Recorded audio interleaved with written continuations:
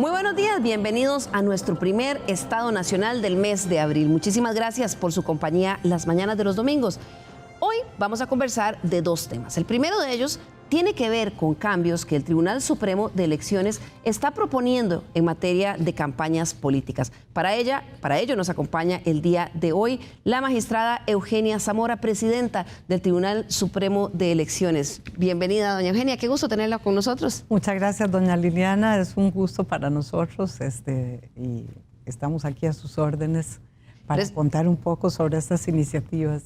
Claro, ya se había generado una expectativa porque habían visitado ustedes al presidente del Congreso hace unos días, pero ya esta semana presentaron las reformas. Tal vez, recordemos, ustedes presentan a la Asamblea Legislativa 4 propuestas de proyectos de ley con reformas electorales que van a cambiar algunos asuntos relacionados con financiamiento de partidos políticos, pero también con normas que buscan evitar la manipulación de plataformas sociales, digitales, en campañas políticas. Tal vez, en términos muy generales, se trata de 3 reformas al Código Electoral y una a la Constitución Política. Doña Eugenia, ¿cómo surgió la necesidad en el Tribunal Supremo de Elecciones de plantear estos cambios? Bueno, nosotros somos el órgano técnico especializado en la materia en Costa Rica por mandato constitucional y precisamente después de cada elección nosotros vamos analizando cómo han operado las normas, si han funcionado bien a los efectos de poder decir que ellas han conseguido, digamos, el objetivo para el cual fueron creadas. Y venimos observando ya desde hace varias elecciones, no solamente desde la última, algunos problemas importantes que aquejan a nuestra sociedad. Así lo han receptado las encuestas y sondeos de opinión, ciudadanos y ciudadanas que se acercan al tribunal, las misiones de observación electoral que nos han apuntado algunas cosas en donde hay falencias, a pesar de que es un sistema electoral ejemplar en el mundo, ¿verdad? Y así hemos sido calificados externa e internamente. De manera tal que, viendo todas esas necesidades, pues el tribunal prepara este primer bloque de reformas electorales. Es importante tener presente que no son reformas político-electorales. ¿Qué quiero decir con esto? Que son reformas que pretenden mejorar, digamos, todo el proceso interno de trabajo de los partidos políticos y de todo aquello que el tribunal observa que está afectando la buena marcha del ejercicio del derecho de participación política. Claro, y son reformas importantes de sustancia. Claro. ¿Qué le parece, doña Eugenia, si explicamos una a una las 4 reformas propuestas?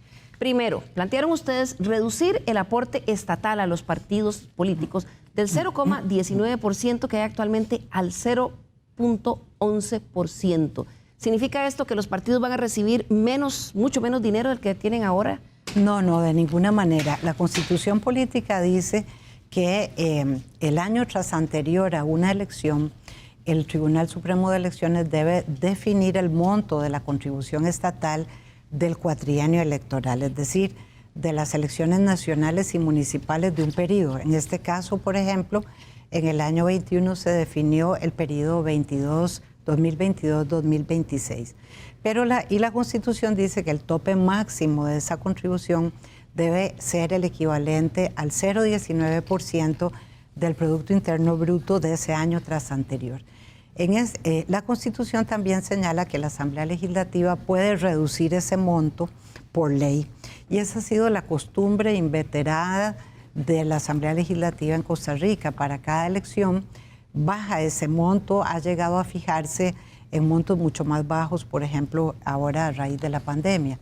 Y además, doña Liliana, es importante señalar que las últimas elecciones nos demuestran que los partidos han podido liquidar un total de un 0,07% de ese monto de la contribución estatal. De manera apenas 0,07. Exacto. Entonces, bajarlo ya permanentemente en la Constitución Política del 0,19% para que no sea necesario hacer una ley para cada proceso y bajarlo al 0,11% nos permite siempre seguir distribuyendo ese monto, que siempre va a ser el 0,11 mayor a lo que han podido liquidar los partidos.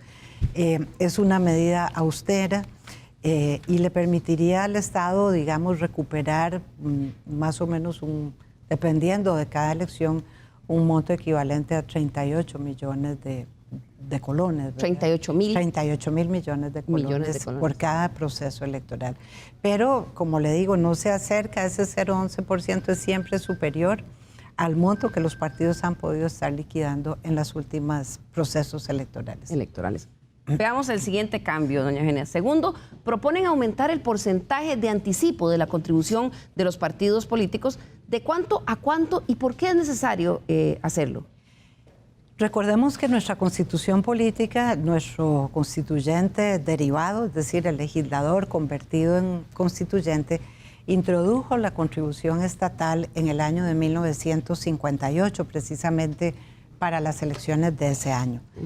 Y el objetivo de esa norma era darle una independencia y una fuerza económica, financiera a los partidos políticos, porque si bien nuestro régimen es un régimen mixto, el partido político puede tener dineros públicos y dineros privados, lo cierto es que entre más dinero tenga público, pues será mucho más independiente de capitales privados o de capitales, digamos, de origen dudoso o desconocido. De manera tal que ese es el objetivo central de la contribución estatal que tiene nuestra Constitución. Sin embargo, las últimas elecciones han dado que la contribución se divide en dos partes. Una adelantada, que actualmente es el 15%, lo que se le puede adelantar a los partidos para afrontar la campaña electoral, y la otra parte es de reembolso, es decir, se le liquida al partido después de las elecciones, a posteriori. Nosotros desde el año 2013, cuando presentamos un proyecto a la Asamblea Legislativa que contenía varios aspectos, este iba incluido y no se pudo discutir, de manera tal que volvemos a insistir en que es necesario que los partidos, para que tengan fuerza, independencia económica, que no tengan que estar dependiendo de otros factores, digamos, que introducen inequidad en la contienda, tengan un adelanto no del 15% como lo tienen hoy, sino un adelanto del 50% de la contribución estatal, en el momento en que más lo necesitan. Por eso hablamos de que es una reforma austera, pero hablamos también de que es una reforma oportuna, porque el dinero tiene que llegarle a los partidos en el momento oportuno. Oportuna y transparente, porque otra cosa de las que ustedes están planteando en estas reformas es que no se reconozcan gastos partidarios que involucren el pago de bienes o servicios a los integrantes del comité ejecutivo de los partidos, doña Eugenia. Es correcto, sí. Alguna gente habla de nepotismo, ¿verdad? Esa es una norma que ya existe para el sector público costarricense, pero ha sido también una queja importante de militantes de diversos partidos, de manera que se entiende pues que es una buena práctica que recogemos de acá y de otros países también. Claro. Otro de los temas que ustedes están pidiendo que se reforme tiene que ver con representación partidaria. ¿Ahí qué es lo que ustedes están poniendo sobre la mesa para que los diputados decidan si esto es lo que se requiere? Bueno, nosotros pensamos, nuestro régimen constitucional, de nuevo volvemos a las normas fundamentales que regulan las reglas del ejercicio del derecho de participación política en Costa Rica. La Constitución dice que los partidos políticos son un monopolio, es decir, en Costa Rica no existen las candidaturas independientes, ni yo puedo participar fuera de un partido político en el proceso electoral. De manera tal que la reforma apuesta a fortalecer los partidos políticos de forma que estos puedan tener una presencia mucho más vigorosa, mucho más permanente en la actividad no solo electoral, sino a lo largo de todo el ciclo electoral. Claro, entonces actualmente son, dice, para mejorar esa representación partidaria, dice, la cantidad de personas necesarias para conformar un partido político son actualmente 100. Es lo que hay vigente para nacionales y 50 personas para partidos cantonales. ¿Cambia entonces a cuántos? Se eleva el número, se requiere para la constitución de un nuevo partido político 150 asambleístas en el caso de partidos de escala nacional o provincial y 75 en el caso de partidos de escala cantonal, para poder concurrir y tener asambleas constitutivas fiscalizadas. Además, eso se introduce también por la administración electoral. También se actualiza la cantidad de adhesiones que se requieren para la inscripción de un partido político. Ese es un cambio también importante. Importante. Imagínense que en este momento el monto que se requiere para la inscripción de un partido político corresponde a cifras de los años 40 y 50. Aquí se propone que no sea una cifra, sino que se pase a un porcentaje, de manera que la cantidad de adhesiones debe corresponder al 0,15% del padrón electoral, de acuerdo con la escala territorial en la que se va o que se quiere inscribir ese partido. Es decir, si es un partido nacional, el porcentaje nacional; si es un partido provincial, el porcentaje provincial; o si es un partido cantonal, el porcentaje cantonal. La expectativa es que sean, como le decía al inicio, ¿verdad?, asociaciones voluntarias de ciudadanos que participan en la política del Estado, pero que sean vigorosas, ¿verdad?, que tengan presencia, e inclusive se pide que en el caso de los partidos cantonales, las asambleas de primera base, las cantonales, tengan representación de todos los distritos de ese cantón, claro, para que ninguna voz del cantón quede fuera, digamos, de la expresión político-partidaria. Y que realmente sea representativo. Y otra de los cambios que se están planteando en este momento y que llamó muchísimo a la atención tiene que ver con la propaganda en medios digitales. Y pone sobre la mesa el Tribunal Supremo de Elecciones cosas realmente que ya se empezaron a ver tendencias en elecciones en el mundo, y el país no fue la excepción en el pasado proceso electoral. Por ejemplo, donde se reventaba, como se dice corrientemente, o se manipula la discusión democrática en las redes sociales. Entonces, ustedes están planteando que haya prohibición de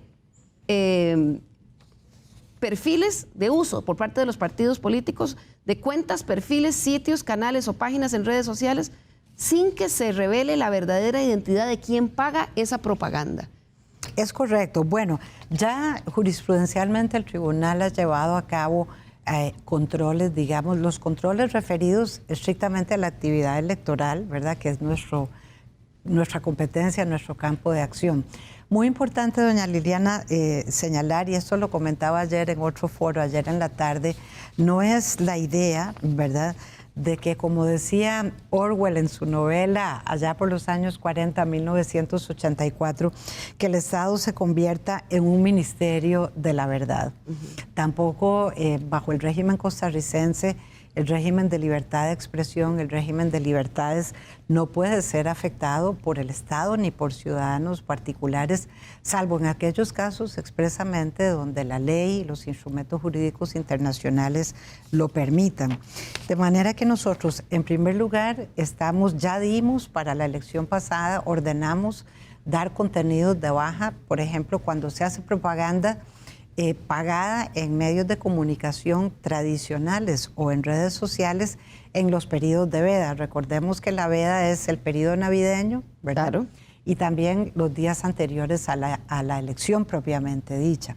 Ese es un primer caso. ¿Lo van a poder hacer como lo hacen actualmente con la propaganda en medios, digamos, tradicionales? ¿Lo van a poder hacer en redes sociales también? También, porque la reforma plantea también la obligación de las plataformas digitales de inscribirse ante el Tribunal Supremo de Elecciones, igual que lo hacen los medios tradicionales, de indicar un representante legal en el país, de indicar también un lugar, un domicilio para notificaciones, y también tendrán la obligación, tanto medios tradicionales como redes sociales, de entregarle al tribunal la información que éste requiera en un determinado momento. Por ejemplo, si se detecta una actividad irregular donde hay pagos, ¿verdad?, que no han sido reportados por los partidos, pero que se sabe que hubo una serie de pagos por personas a favor o en contra de partidos políticos, que no nos digan las plataformas, mire, no le podemos dar la información, ¿verdad? De manera que,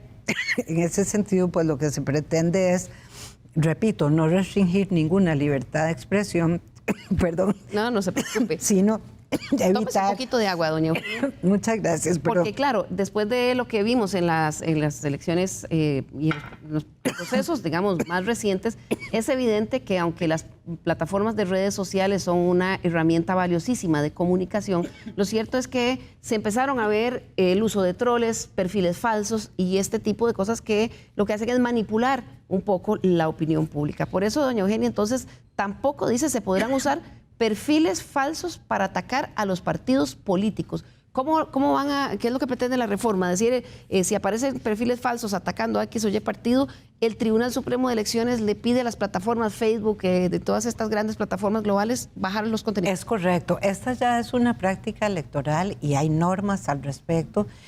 Los 3 ejemplos de este último periodo son México, Brasil y Costa Rica. Hemos sido altamente ponderados por este ejercicio. Pero es importante tener en cuenta que se ordena la baja de un contenido a partir de una resolución del juez electoral. Es decir, que de previo el caso tiene que haber sido estudiado, tiene que haber sido debidamente ponderado, lleva su proceso. También le podemos dar la orden de baja de contenido a partir de acuerdos, por ejemplo, que tuvimos con Meta para la elección pasada, cuando haya una violación de lo que demanda el artículo 13 de la Convención Americana de Derechos Humanos, es decir, cuando hay una propaganda o una pauta, no solo anónima o en periodo de veda, como decíamos anteriormente, sino cuando se hace una apología al odio, a la guerra, discursos de odio, como hemos observado, claro, abundan, ¿verdad? En general y en particular, un periodo muy intenso contra mujeres en la vida pública, no solamente mujeres participando en cargos de elección popular, sino también de mujeres periodistas, ¿verdad? De manera tal que ahí también eso tiene que pasar el filtro pues, de todas las indicaciones que exige la aplicación de la Convención Americana para cumplir, digamos, con el respeto a este artículo. Bueno, doña Eugenia, son decisiones arbitrarias, es lo que quiero señalar. Claro. Y hay multas y sanciones en el caso de que se compruebe no solamente la potestad de pedir la información a las plataformas, no solo la potestad de ordenar, dar de baja un contenido que cumpla esos parámetros constitucionales, sino además también sanciones monetarias importantes. Son reformas sustanciales. Doña Eugenia, muchas gracias por haber venido hoy a Estado Nacional a plantearlas, a explicarlas un poquito. Esta de redes sociales es una que amerita un programa completo, pero de verdad que queda ahora, ustedes lo presentaron a la presidencia del Congreso y ahora es de esperar que los diputados de la República pues al menos decidan tener esta conversación, que conozcan estas reformas y que se entre en esta materia porque son necesarias. Esa es nuestra esperanza, doña Liliana. Creo que el pueblo costarricense, frente a todas las dificultades que estamos teniendo, un abstencionismo de más del 40% en la última elección, ciudadanos y ciudadanas que no se identifican con los partidos que son tan importantes para el ejercicio político, merece una discusión, un debate profundo por parte de los señores y señoras legisladoras, que por supuesto tendrán la última palabra, pero que merecen estos temas un debate profundo.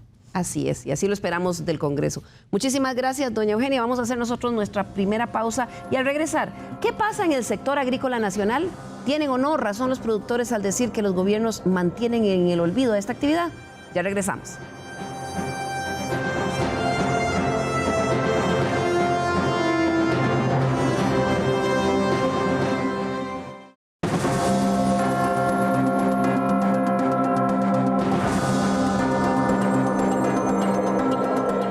Continuar con nosotros hoy domingo. El segundo tema que vamos a tratar en Estado Nacional tiene que ver con la marcha que se dio esta semana del sector agrícola en San José. Y es que este sector, el sector agrícola costarricense, es uno de los principales generadores de empleo en los sectores rurales y en las costas, sobre todo de los segmentos de más baja escolaridad.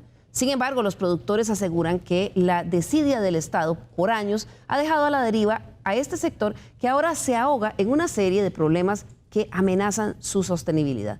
Para conversar sobre este tema, permítame presentarle a nuestros invitados. Está con nosotros don Víctor Carvajal, ministro de Agricultura.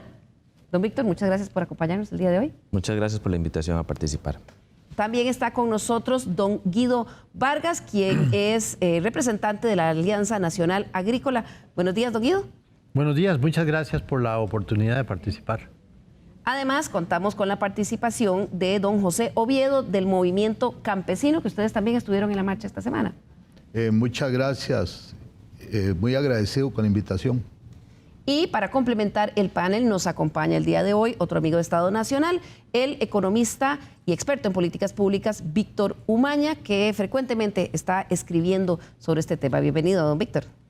Muchas gracias, muy buenos días y un gusto estar aquí con estos señores. Bueno, entramos en materia. El pasado miércoles se realizó una marcha de productores agrícolas aquí en San José, a quienes se le unieron también otros sectores como los sindicatos, los universitarios y algunos partidos políticos.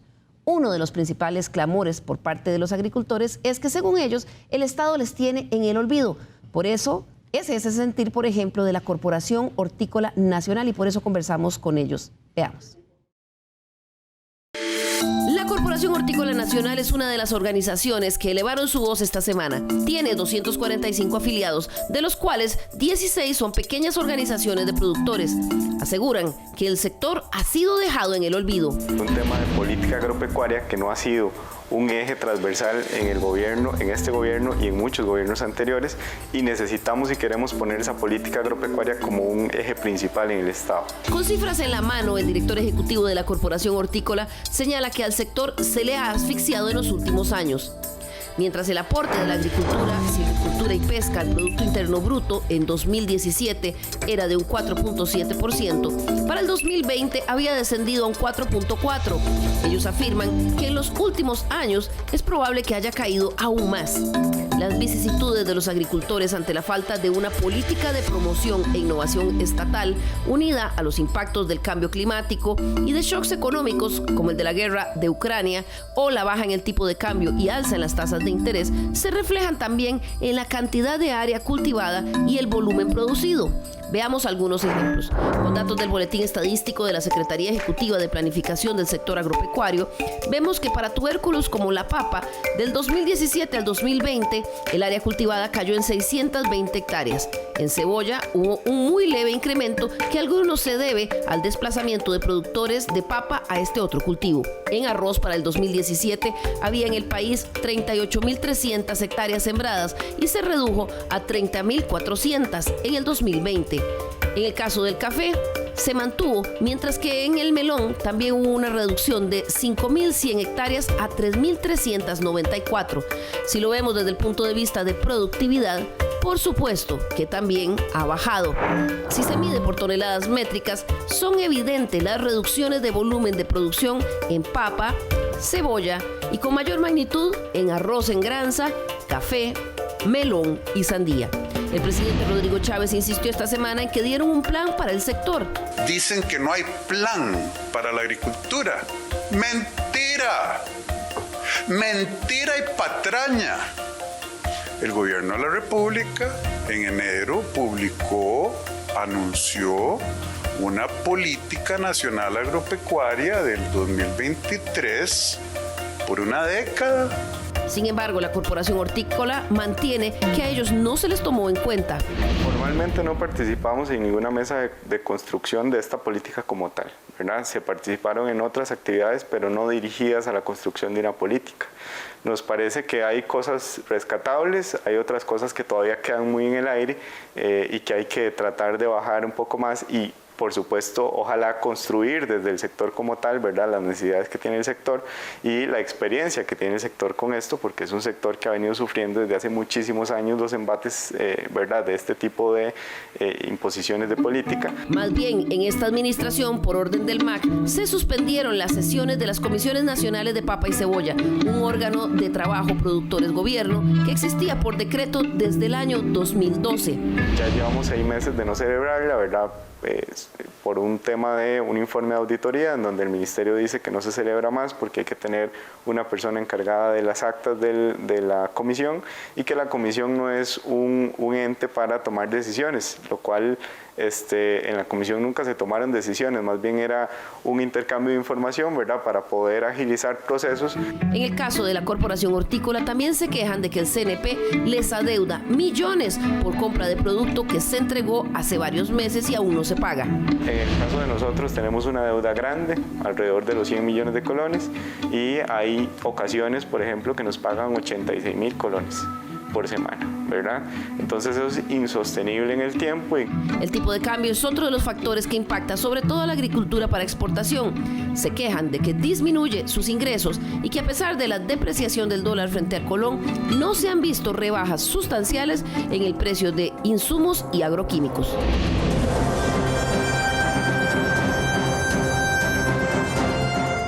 Por eso marchó la Corporación Hortícola Nacional. Don José Oviedo, le pregunto a usted, ¿por qué marchó el movimiento campesino el pasado miércoles en San José? Nosotros marchamos primero porque no ha habido forma que el señor presidente nos escuche a nosotros los campesinos, tampoco el ministro de Agricultura. Entonces, ¿qué es lo que tratamos? De buscar apoyo de la sociedad civil, apoyo en la Asamblea Legislativa, porque tal como lo reflejan los números, hemos estado abandonados, pero con este gobierno lo que creemos es que nos va a destruir, nos está destruyendo. Por eso es que hemos marchado. Y no solo la Corporación Hortícola, aquí fueron cerca de 150 organizaciones que trabajaron en la convocatoria y muchas personas que vinieron por su estado de pobreza y miseria que tienen las zonas rurales de nuestro país. Don Guido Vargas, ¿por qué marchó el miércoles la UPA Nacional y la Alianza Nacional Agropecuaria? A mí lo que me parece es que decir mentira y patraña ya refleja al presidente de cuerpo entero. Porque aquí lo que ha habido es un monólogo. Y nosotros lo que hemos pedido es un diálogo. Y precisamente en la política de Estado que el señor presidente menciona, nosotros vinimos a conocer de esto en una presentación en el ICA, donde estuvo el subsecretario general y un compañero del comité ejecutivo. Cuando ya estaba hecha. Sí, bueno, digamos que ese es el estilo. Pero nosotros creemos, y así lo vemos las 4 organizaciones que nos manifestamos, que debería de haber habido un diálogo en esa dirección, en la construcción de una política de Estado que no es cualquier política. Es una política diferente. Y es posible que ahora nos podamos referir a eso. Claro. Señor ministro, dicen las organizaciones, bueno, tenemos 3, la Corporación Hortícola Nacional, Movimiento Campesino y la Unión de Pequeños Agricultores, que no ha habido política agropecuaria, que no les parece que la que se presentó en enero estuviera bien y que no ha habido diálogo por parte de la cartera que usted dirige. ¿Cómo toma usted estas críticas? Necesariamente hay un cambio en la forma de generar las políticas públicas y cómo generar las acciones concretas. Nosotros, de parte del Ministerio de Agricultura y Ganadería, no hemos en ningún escenario rechazado alguna solicitud de reunión, así pueden revisarlo completamente. Nunca se han cerrado las puertas al diálogo. Todas las solicitudes para atención de algún punto la hemos atendido, ya sea en el caso directamente yo como ministro o los viceministros lo han atendido. Pero ellos dicen que no. Bueno, dice don Guido aquí, acaba de decir frente a usted que no, y don José tampoco. Y don Kevin Gómez de la Corporación Hortícola dice que no se les toma en cuenta y que supieron de esta política cuando usted la presentó. Eso también es, digamos, y aquí lastimosamente, don Guido, yo sí tengo que respaldar al señor presidente que eso es una mentira. Nosotros hicimos un proceso de consulta. La política pública se construye de una manera muy particular. Se construye por medio de CEPSA con líderes específicos de cada uno de los puntos. Una cantidad importantísima de que no se estaba diciendo que era una política, se estaban teniendo reuniones para conversar sobre las problemáticas del sector, posibles soluciones y demás. ¿Estos 2 señores participaron en ese proceso? En ese proceso no sé si participaron ellos 2. ¿Don Guido, usted participó? No participé. ¿Don José? Tampoco, y le he preguntado a mucha dirigencia del sector agroalimentario y a ninguno se le tomó en cuenta. Y en una etapa siguiente, que es la etapa Pero de la entonces usted reconoce con lo que le están diciendo acá que tal vez no hubo algunas omisiones en ese proceso de consulta. No lo reconozco. Porque Con mucho gusto les regalo esta hojita, a donde están todas las organizaciones que se consultaron. ahí por ejemplo aparece UPA Nacional y le voy a una columna va una X. Aquí dice Guido Vargas, UPA Nacional. Ajá, se le consultó la política, pero él no decidió no participar ni hacer observación a la política ¿Eso es pública, cierto, don Guido? que es diferente. Es que, vamos a ver, a usted le pueden enviar una consulta, pero lo que no se dio fue la discusión sobre las necesidades del sector productivo. Y también tengo que decir, ministro, es poco elegante también decir que hemos sido tomados en cuenta cuando en realidad no ha habido un verdadero diálogo, es un monólogo. El señor ministro acaba de reconocer que ellos tienen un estilo diferente y tal vez aquí hay alguna laguna que es importante decir. Nosotros gustosos de la participación. El problema es que esta sociedad, por muchísimos años, desde que le puedo hablar desde Rodrigo Carazo y en el 82 con don Luis Alberto Monge, que hubo ese diálogo y tuvimos el diálogo en Casa Presidencial. Lo diferente es que ahora viene un estilo diferente y el ministro lo acaba de señalar. Nosotros lo que estamos tal vez reclamando es ese estilo, señor ministro, pero nada que no permita conversar hacia dónde queremos ir, porque lo importante es eso, ¿a dónde es que queremos ir? Y cuando alguien le dice, el camino de acá es por allá, a nosotros no solo nos preocupa, nos sentimos que no estamos dentro del diálogo. Ministro, ¿cómo toma usted eso? ¿Hay alguna posibilidad, digamos, de que ese diálogo se abra? Porque me decía esta persona de la Corporación Hortícola que a ellos les pareció muy extraño o resienten que su ministerio haya decidido suspender las sesiones de la Comisión Nacional de Papa y Cebolla, que desde el 2012, por un decreto, se reunían todos los meses y que lo que se les dijo es que ahí no se tomaban decisiones y que además había que tener un secretario de actas para levantar y que no había presupuesto para eso. Lo que sucedió con la Comisión de Papa y Cebolla fue una recomendación de la auditoría. No fue este servidor el que decidió levantar esa sesión. Pero ahí sí falta la verdad, Kevin, en el sentido de que nosotros sí hemos tenido reuniones en las cuales en muchas he participado directamente yo como ministro, en otras ha participado el viceministro, donde los mismos actores que integraban la comisión de Papa y Cebolla están participando activamente en generación de políticas. Es más, en este momento hay un trabajo con representantes de los productores de papa, en los cuales estamos en un proceso de generación de certificación de semilla de papa, tanto para mesa como para industria, con la articulación tanto del Consejo Nacional de Producción, Oficina Nacional de Semillas y desde el Ministerio de Agricultura y Ganadería y Servicio Fitosanitario del Estado. Entonces, que no exista una comisión no indica que no han habido reuniones. Han existido bastantes reuniones y con mucho gusto yo podría solicitarle a mi secretaria que le pase todo, a mi jefa de despacho que le pase todas las reuniones que hemos tenido ahí. ¿Y cómo interpreta usted entonces que se hayan tirado a la calle esta semana los agricultores? Esto es muy, muy particular. Nosotros hemos abierto todos los espacios de diálogo y los continuamos abriendo. El lunes, por ejemplo, estábamos reunidos en UPA Nacional con don Guido y escuchando las particularidades. En ese momento, cuando consulto si hay particularidades o temas puntuales que tratar, me dicen, no, la agenda es la que usted trae. Yo, está bien, hice una exposición de los temas que hemos estado liderando desde el ministerio.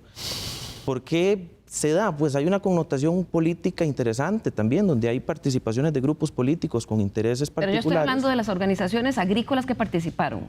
Claro, pero... Don José, ¿usted le movía algún interés político o las personas que manifestaron de su organización? A mí no me interesa nada político. A mí lo que me interesa es seguir produciendo en el campo y que también con cierto liderazgo que yo tengo en el sector campesino, ver y tratar de buscar ventanas para que las familias del campo vivan dignamente, que así era como vivíamos, pero en estos momentos lo que hay en el campo es tristeza, miseria, lo reflejan el estado de la nación.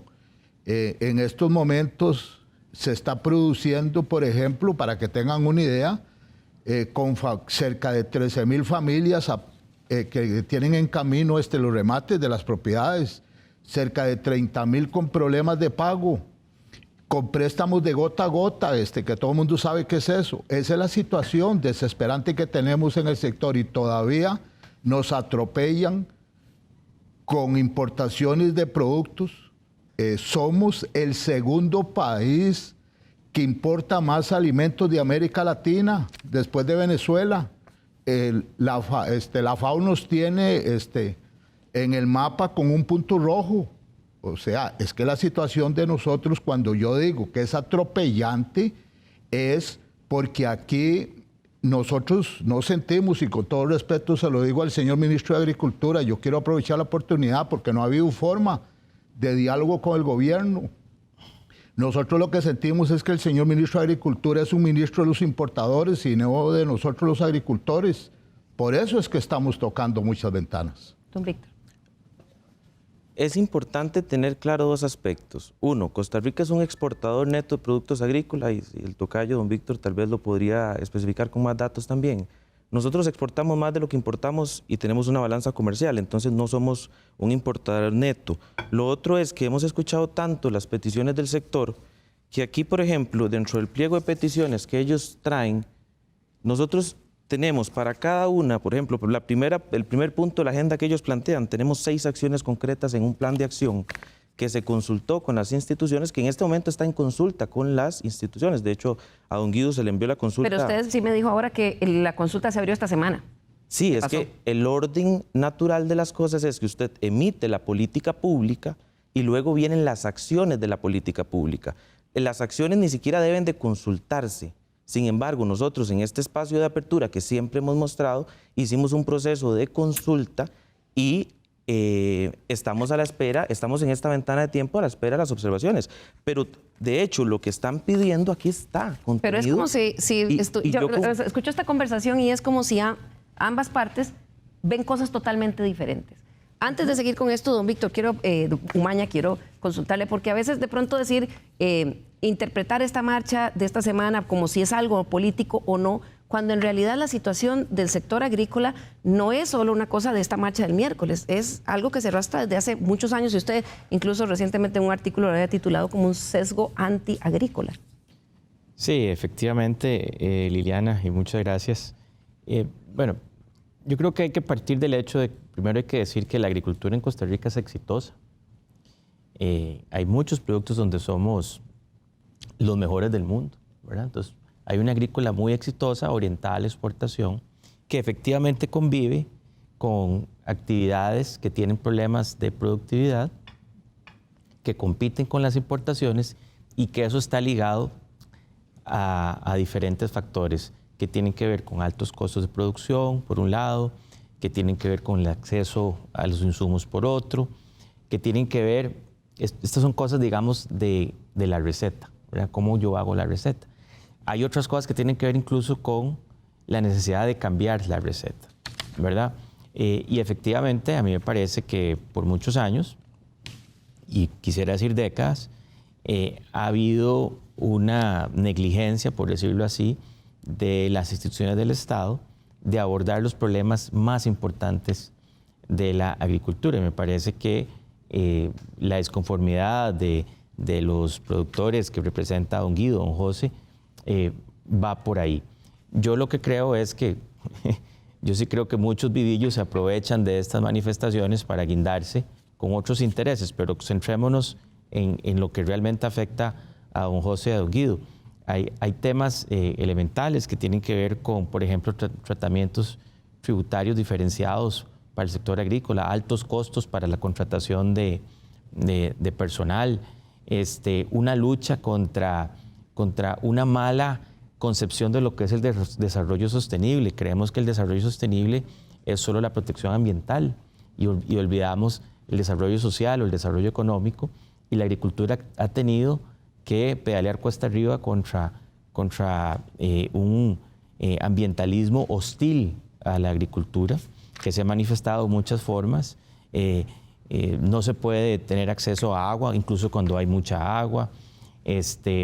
Ahora, además, la agricultura tiene que pelear esta batalla contra el cambio climático, que es aún más complicada. Y como decía hace un rato, hablaba con don Guido antes de entrar a cámaras, además en un mundo muy incierto, muy volátil, caracterizado ahora después de la pandemia por la invasión rusa a Ucrania, y eso le mete mucho más presión al sector. Entonces, a mí me parece que, y rescatando un poco lo que decía también don Guido, lo que tenemos que ponernos de acuerdo es hacia dónde queremos ir, ¿verdad? Hay varias rutas para llegar a eso, y obviamente yo creo que la disposición ahora, que ya el ministro lo dijo, están abiertos al diálogo, pues deberíamos aprovecharla. Claro, y es que uno de los disparadores de este descontento que se canalizó, se expresó en esta marcha, fue la intención del gobierno de integrarse a la Alianza del Pacífico. Ese es otro de los temas que enciende las alarmas de productores agrícolas en el país, algunos, sobre todo porque consideran que no están en igualdad de condiciones para competir y que solucionar eso no es tan fácil. Veamos. La Alianza del Pacífico está conformada por Chile, Colombia, México y Perú, y es un mecanismo de integración económica y comercial basado en 4 pilares: libre movilidad de bienes y servicios, capitales y personas, y un eje transversal de cooperación. El presidente Chávez anunció hace meses que el país buscará integrarse a ese bloque, asegurando que los beneficios son mayores que los impactos negativos. En todo proceso de cambio hay ganadores y hay perdedores. Ustedes, compradores, consumidores, van a poder consumir más barato, como he dicho, y habrá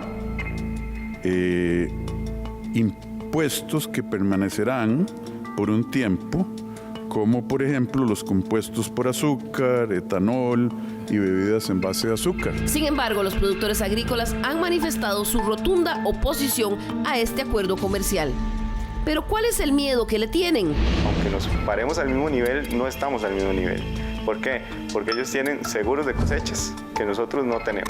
Luego está el tema de una banca, ¿verdad? Que ellos sí tienen un acceso verdadero al crédito para la producción agrícola. Nosotros no tenemos un acceso, estamos metidos dentro de un zapato de banca comercial como cualquier otra empresa, a pesar de que la agricultura es muy diferente a cualquier otra empresa. Luego, un tema de políticas de fomento al Estado que ellos sí tienen, ¿verdad? Que les permiten importar, por ejemplo, agroquímicos de las últimas tecnologías al mejor precio del mercado, y nosotros tenemos un registro de agroquímicos 20 años varado desde hace mucho tiempo, ¿verdad? Y que estamos esperando a ver si los decretos actuales lo van a resolver o no, o más bien van a complicar un poco más la cosa. Y además el tema de la inversión social que nosotros hacemos, pues lamentablemente resulta un restante a la competitividad, a pesar, digamos, de que es parte de la idiosincrasia del país.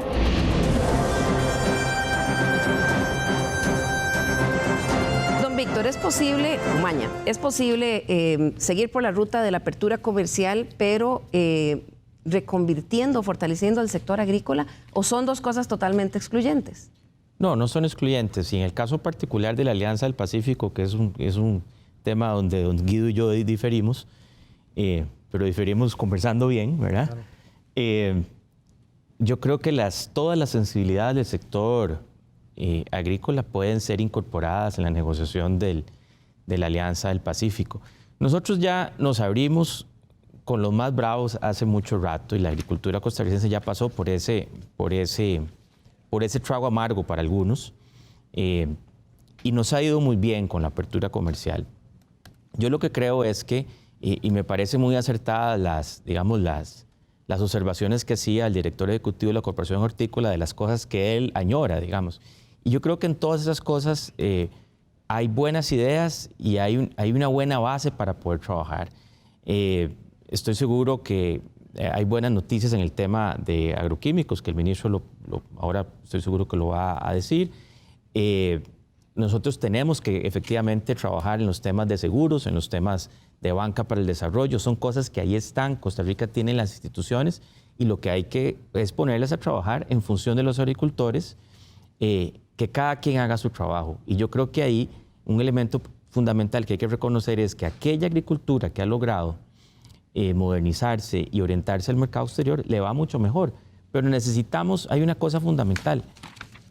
Como lo decía anteriormente, la agricultura tiene muchos sesgos en su contra y hay que irlos trabajando poco a poco. Y me parece a mí que hay una necesidad urgentísima de volcar el trabajo de las instituciones hacia las zonas rurales, resolviendo sus cuellos de botella y atrayendo inversión, que eso es una cosa importantísima. Hay que traer inversión, hay que traer tecnología a las zonas rurales, y las instituciones que tienen la misión de hacer eso, tienen que hacerlo. Cada quien tiene que hacer su trabajo. Y yo creo que así vamos a poder tener una agricultura exitosa y no pasar por las penurias que ya don José nos dijo de muchas familias. Claro, estos señalamientos que hacía la Corporación Hortícola sobre el temor que ellos tienen a la Alianza del Pacífico, quisiera preguntarle al señor ministro si en el documento de la política pública que presentaron en enero hay respuestas para esas preocupaciones. Seguros de cosechas, una banca que entienda la actividad agrícola, como dice que existe en otro lado, acceso a agroquímicos modernos y también el tema del costo de las cargas sociales en la mano de obra. En esta política pública hay soluciones para esos 5 planteamientos tan concretos, señor ministro. Hay muchísimas acciones concretas para atender esos puntos. El tema de banca, por ejemplo, ¿qué propone la política? No solo qué propone la política, es, por ejemplo, el viernes que recién pasó, se firmó un decreto para reformar el sistema de banca para el desarrollo, que busca reorientar los recursos y reasignarlos para que salgan del GAM y ubicarlos en sectores específicos con temas ligados al agro que van a generar muchísima colocación, y esperamos darle el seguimiento desde el Consejo Rector, donde realmente estos cambios, poder hacerlos, ha implicado tener en este momento demandas por acoso laboral y que tenemos que atender en la vía personal. En el tema de agroquímicos, no es algo que vamos a hacer, es que ya se hizo. Me senté yo junto con los equipos técnicos a liderar un proceso de redacción del reglamento nuevo de agroquímicos que terminó con una consulta pública en la cual tuvimos varias participaciones y con una firma del decreto, el cual fue objetado por muchísimas organizaciones, que incluso por don Guido fue objetado intentando llegar al MEIC para que no se firmara, con organizaciones como PIAP haciéndolo, productores de piña también haciéndolo.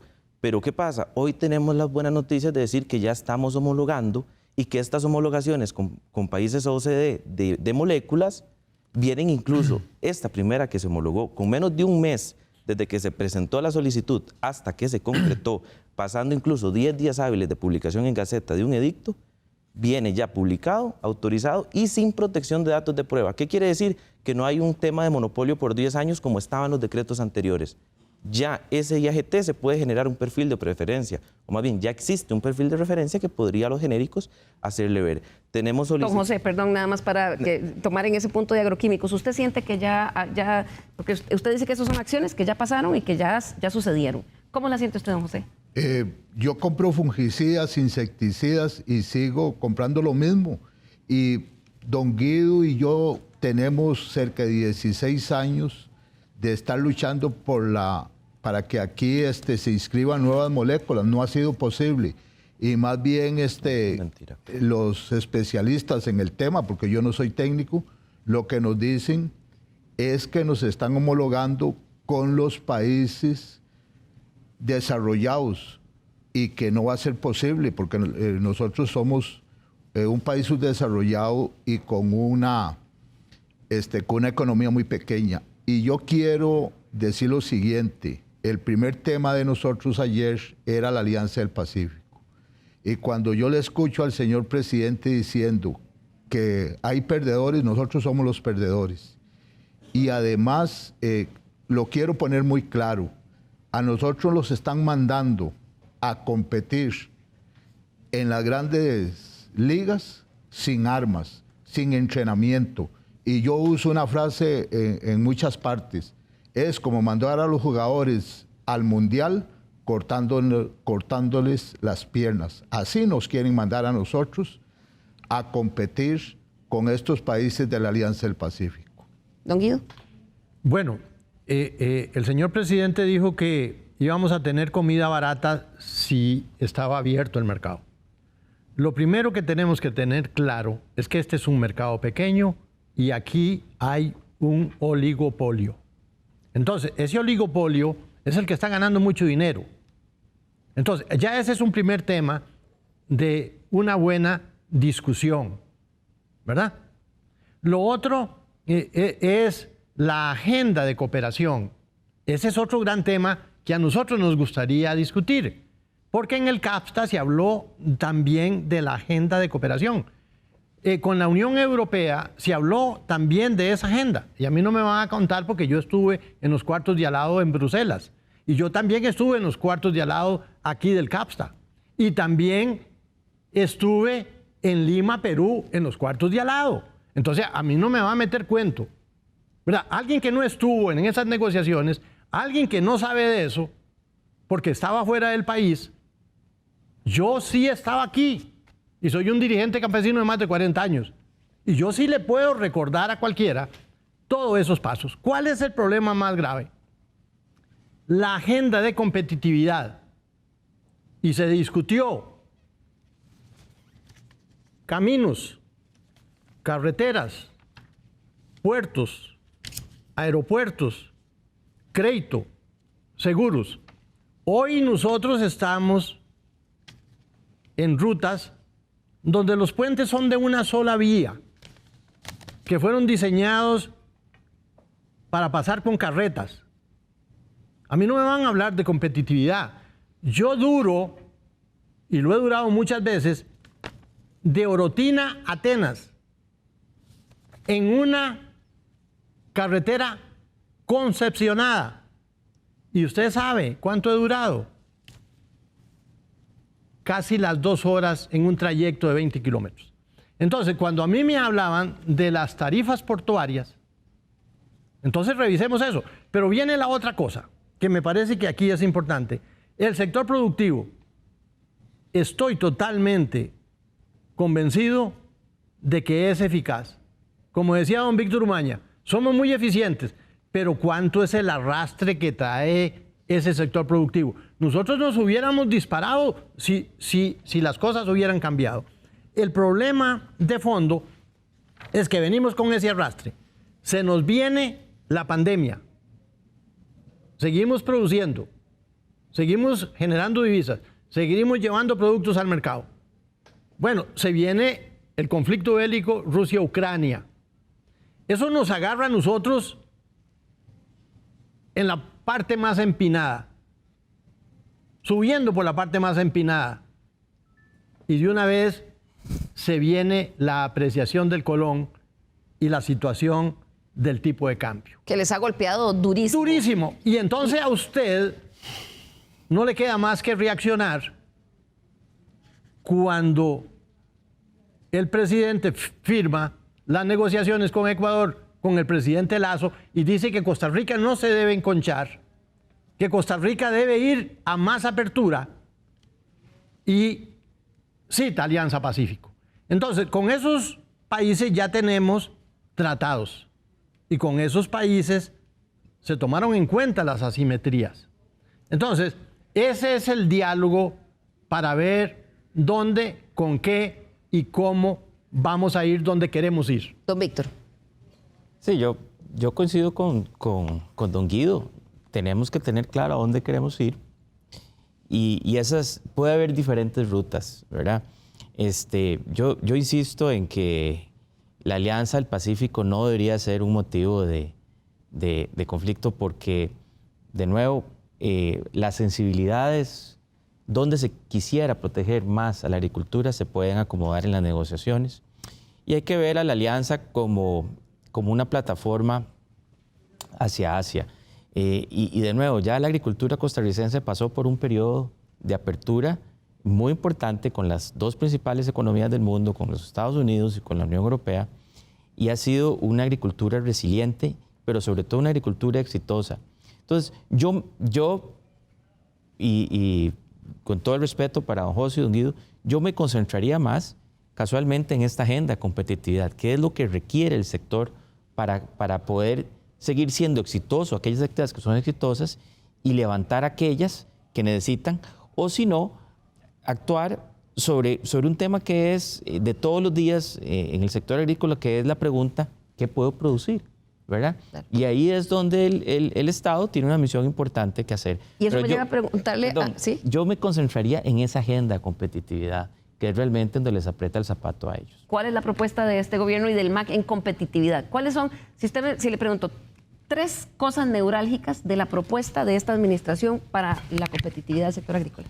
Mira, si me permite nada más, a mí me gustaría aclarar, porque lo que dijo don José, con el mayor respeto, sí es falso, porque ya se homologaron registros. Entonces, y nosotros estamos homologando registros con países como países con Colombia, que es un país que tiene una producción muy similar y nos va a permitir a nosotros modernizar nuestro parque de agroquímicos en cuestión de 2 años más o menos, que es las proyecciones que nosotros tenemos.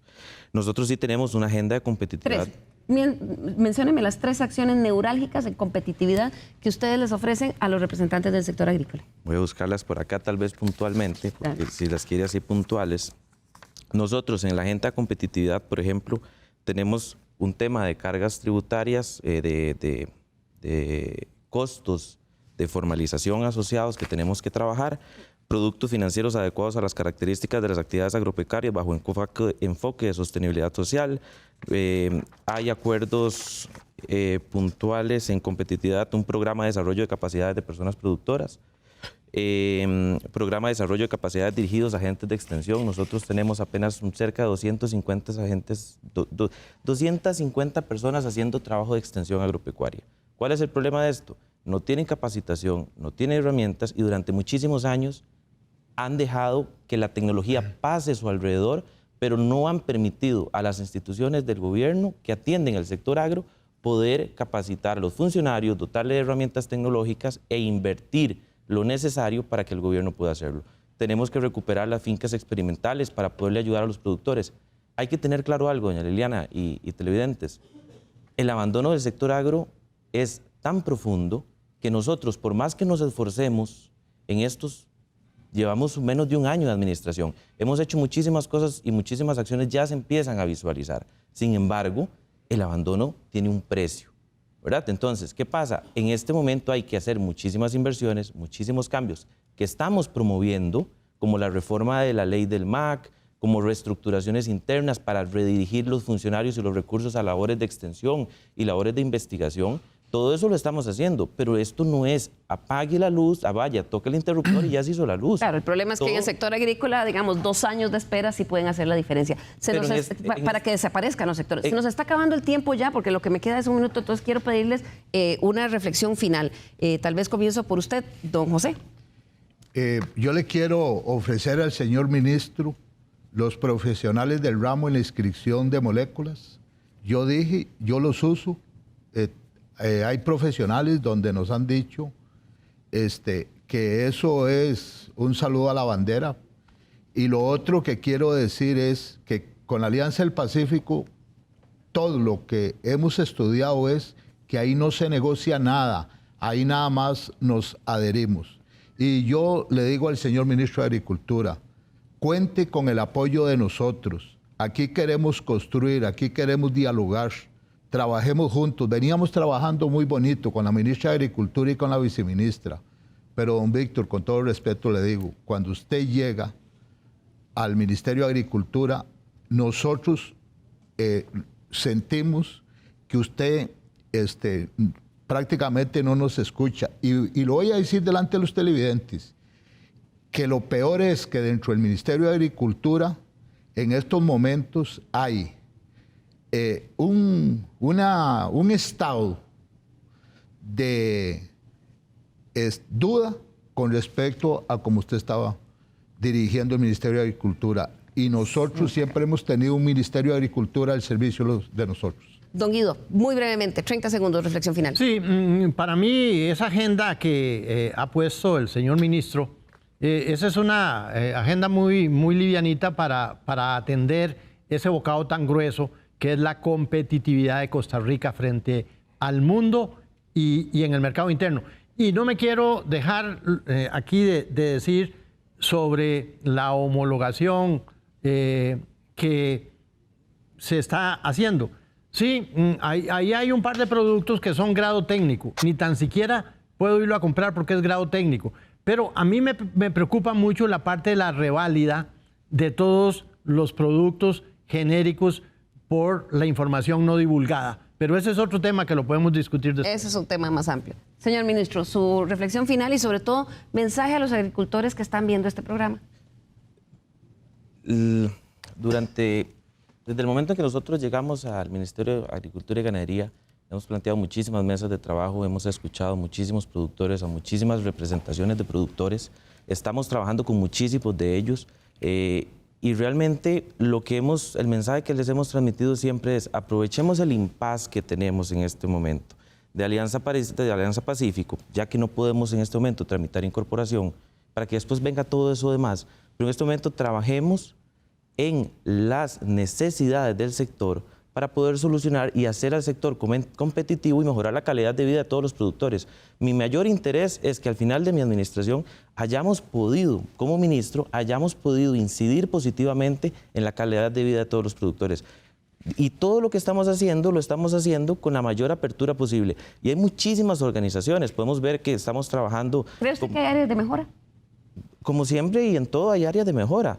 Lo que quiero también transmitir es, estamos trabajando con muchísimas organizaciones, estamos trabajando con organizaciones de cañeros, organizaciones de productores de café, organizaciones de plantas y follajes, organizaciones de ganaderos. O sea, la mesa siempre ha estado abierta y la puerta de mi oficina siempre ha estado abierta y en la mesa hemos recibido muchísimos. Hoy venía de una organización de productores de atender vulnerabilidades y ver cómo podemos ayudarle a hacer. Claro, que el mensaje sea de apertura. Don Víctor, cierro con una reflexión final suya, sobre todo viendo más en contexto, de forma más estratégica, ese sector agrícola para el país. Bueno, el futuro y la actualidad de este país dependen de la agricultura.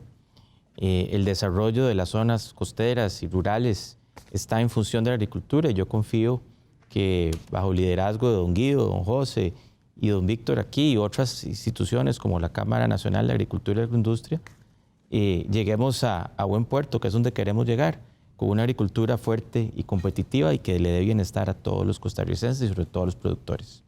Bien, muchísimas gracias a nuestros invitados y a ustedes en sus hogares también por acompañarnos. La próxima semana no hay Estado Nacional por la programación especial de Semana Santa, así que nos vemos al volver de Semana Santa. ¡Feliz día!